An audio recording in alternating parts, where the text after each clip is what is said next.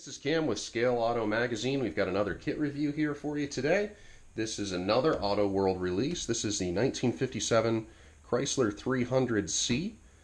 This kit was originally issued by AMT in 1999, so it's a fairly new kit, but a great kit. Certainly one worth building. Let's see here. We've got our chrome tree to start with. Nice grille. The taillight details are pretty nicely molded. I'm impressed there, and the wheel covers too. Lots of detail. Your glass, taillight lenses. Got your tires there. Here's the body. Body's pretty nice. Bare minimum of I was going to say bare minimum mold lines, but I actually see a pretty big one right there that you're going to have to smooth out on the fenders there. It should be pretty easy if you're careful. And these things it's a big car. Separate frame, separate floor pan and interior. Separate door panels, which is nice. That'll make painting and detailing much easier on the interior. I do like separate interior components instead of just one big chassis pan. I do like to detail my interiors quite a bit. Separate exhaust system. And it looks like the engine's made up of quite a few parts too, so this will be really nice. One interesting thing is that the heads actually have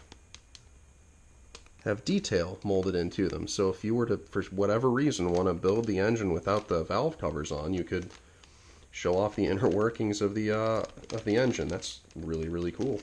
Dash has got some decent detail on it too. Looks like, it's hard to see there with the color, but got some gauge details in there and our instructions. They call out all the different paint colors, the different details. This looks like it's going to be a pretty impressive build. Wow, there's even a separate transmission pan, separate oil filter, separate starter. They really went all out with the engine detail. This is going to be a really, really fun one to put together. A separate breather tube, separate distributor.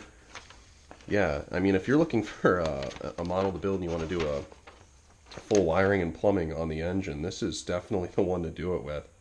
I'm fairly impressed with the amount of detail you can do in this thing. A little bit of cleanup you'll have to do on the body and some of the other parts, which seems to be pretty standard for AMT kits of this age or any age, really. And really, you know, it comes down to a guy I used to work with at the hobby shop used to say, you know, are you a modeler or are you a kit assembler?